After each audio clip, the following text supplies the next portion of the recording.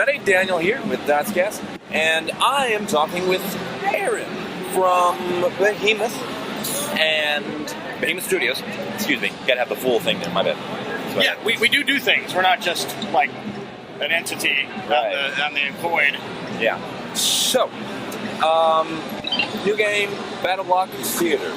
Just, tell me a little bit about it. Like, what is it? What does it do? Well, normally it's smaller. It's not like a full arcade experience. Normally it's something you can download. It's a puzzle platformer beat 'em up, and you've been captured by cats. But these cats really love theater, and they force you to go on deadly, deadly stage plays for their amusement. And the upside is that maybe you'll be able to free all of your fellow prisoners who've all crash landed and are now being held captive. So right. It's that old story again. Yeah. I know. Because that's so. I know. It's all right. So, no. I love the idea though. I'm an actor myself, so. Oh, okay. So that it really strikes a chord there. Good. It's great. But so. I probably should have wrote the questions down. Oh, okay. That would have been a good thing. That's right. I don't have the answers written down. But, So if you're just going to go free form it, I'll do the same. Gotcha. All right. Come on, give me something, guys. Help me out here. Ask about the arcade cat. Well, okay. I do have some details, some background info about that. It's not the most exciting thing, but it was made by us, which is kind of cool. Right. We didn't order it and from Korea or something and have it shipped in. So the owner of the company was an architect, and so he had some carpenter buddies, and we have we call it the sweatshop, but it's really a wood shop. And so we all kind of got together and did our bits and pieces on it. Although these stickers on the side, I did the original versions. They seem to have turned them all down and replaced them with better ones. So nothing that I did is apparent on these cabinets. But still, it's an awesome way to do it. Maybe the way the game should have been shown in the, 20 years ago in a 7-Eleven somewhere. Right. But yeah, it's a cool opportunity if you're able to make it to a show. Even they also double as storage units. So we pile all of our merch into the back of them, forklift them around, and then you can But they're a lot more fun than storage units because you can actually they have buttons and you can play with them. And there's a fart button, which is way more entertaining. There's a fart. Well, you gotta have a fart button. Yeah. You gotta have a fart button. It's very important. Okay. Wow. Yeah. We have. No, that's awesome. We have there's expectations for the Behemoth. Yeah. How much is it? Where can you get it? What's it on? Platforming, all that kind of stuff. Just low down. It's $15 or whatever funny money Microsoft points that is. Is that $1,200? $1,200, something like that. That sounds right. Yeah. So anyway, it's on XBLA for now. We haven't announced any ports or anything. Our team is very small, so we have to do kind of one thing at a time. Oh, right. And we're currently prototyping new ideas. So we have to decide how much of our time we want to take away from that to do, potential ports. Castle Crashers, our last game, went out on Steam, went on PlayStation 3. So I know I've got a lot of PC snob buddies who will not play my game with me, and or our game, I should say. I had a part in it. And they're waiting for it to come out on Steam. So, hopefully those kinds of things can happen soon. We can make some announcements. You can check out our dev blog, and if you can't get it on XBLA, hopefully you'll be able to get it somewhere else soon. All right. Okay. Beta. Okay. All right. So so what about the possibilities of PlayStation Vita? Interesting. There has been some talk about the next generation, and they're going to integrate Vita, they're going to integrate Google Glass on Microsoft's side of things. If it would improve the experience, then yes. I mean, there's definitely features I'm excited about. I'm really liking that live streaming thing that both the machines are doing. Oh yeah. Some of my favorite stuff after the game came out was the Let's Plays that have been shown online, and that's the best way to see our game because the still shots look great, but the animations, seeing the games in motion, they just look fun to play. Oh yeah. So being able to have just everybody be able to do that more easily and then share it with their friends, that is the best way to get out just how much fun the games are, because they really, in motion, it really sells it, I think. Gotcha. Okay, yeah, no, that's awesome. Okay, yeah. So how does multiplayer experience work? So multiplayer, that's one of our core things, right? So I mean, from Alien Hominid to Castle Crashers to Battle Block Theater, it's all been about the couch co-op thing.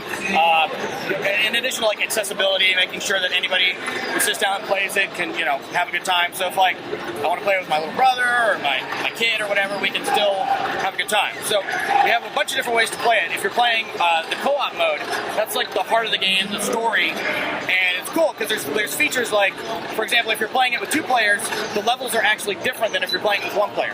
Really? So yeah, so it's actually custom tailored to that experience. So you're not like, hey, if you just like get out of my way, I'd be having fun right now. You actually need each other, and there's an interact button that helps you like throw one person from one platform to another, and you can help each other in a variety of ways. So that's really cool. And another thing about it is, if one player dies, they always just pop in next to their buddy. So you're always like playing together, having a good time. Right, yeah. Unless you're like one of those like retro gamers that is sort of masochistic and need to punish yourself, which I get into that mode sometimes. In which case you can choose insane mode, and insane mode is 1 death, restart, either player. So I don't know if you guys catch some footage later. You'll see what that means. It's intense.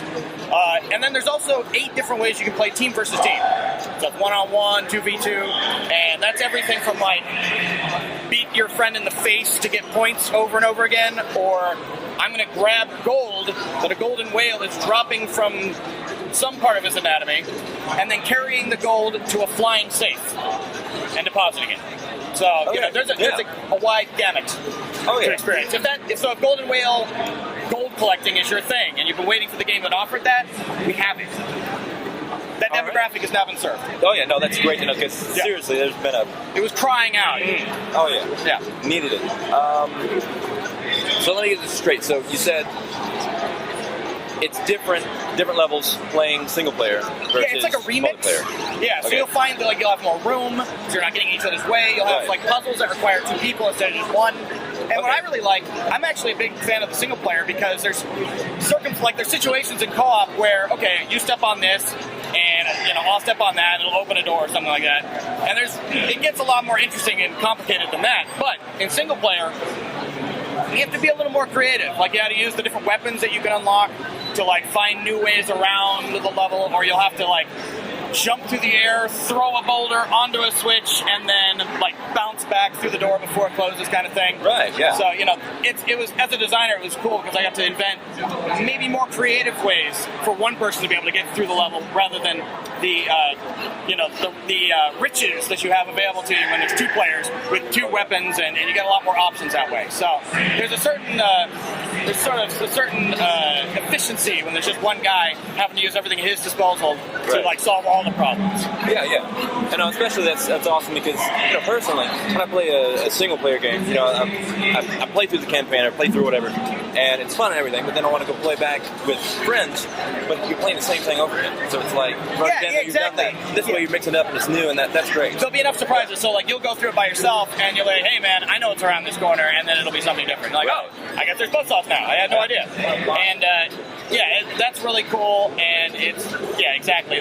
Not only that, but for me, with platformers, I also like to do time trials. And that's something where maybe you'll find another person to play with you who loves to do that too, but that's a little harder. So you can always jump into single player and then like race for the best time, and that'll give you bonus gems and things that'll help you unlock more characters. That's really cool. Yeah, that's really awesome. Okay, well, another one. I'm feeding off that. It was awesome. Right on. As a dev, what was your favorite scene to create? I think one of the most entertaining parts of it was we have secret levels. Spoilers, sorry. Scattered through the different chapters of the game. That if you find a certain block, you'll be teleported to a secret level. One of them, if you touch the controller once during the level, you will die. But if you just let go, if you just let it happen, it'll bounce you through this awesome little roller coaster where rockets are following you and buzzsaws are trailing you, and it looks like you're going to die over and over again, but you've just barely managed to clear it. So that was fun to design because usually the philosophy is step away a little bit, let the player make their own fun, and don't try to control them too much. That's something I kind of had to learn and make sure that I didn't try to force my idea of what was fun on the player. But it was a nice little outlet that one time where I got to, just, all right, you're going to do this, and you're going to do this, and you're going to go over here, and you're going to go, almost explode, but not. That was really cool. That is, that's awesome. Yeah, it was that's awesome. Not to mention, it's got some of the best music for a secret level ever consigned to a downloadable package. It's fantastic. Okay, cool, yeah. Well, are we good? Ready for do a little quick fire stuff? Is there anything else you want to say? Yeah, anything at all. Well, the only game I get my wife to play. So that's Same awesome. thing. Yeah. At least as far as the controller goes. I mean, Right. mouse, you get your Facebook, you can do Google, you can probably play the game on the computer, but she'll actually pick this up and play it. It's just because it looks fun. Characters are cute, but there's still something edgy about them. I love Dan Paladin's the artist who did Castle Crashers already did Battle Block Theater, and I love how they're very cute, but they also look like they're very consigned. Like, I don't know if I can do this. Just one more day, I don't know.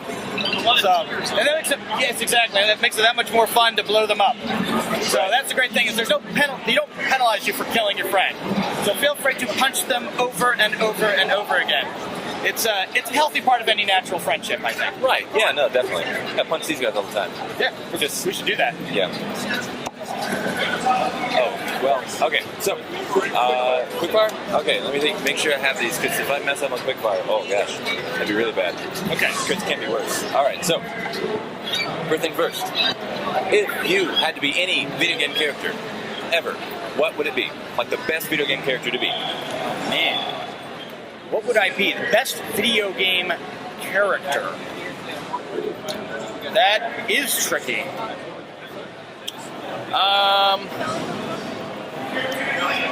I would say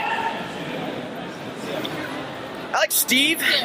I like that he's still rocking that goatee from Minecraft. Okay, yeah. That's a pretty powerful statement, I think. Oh yeah.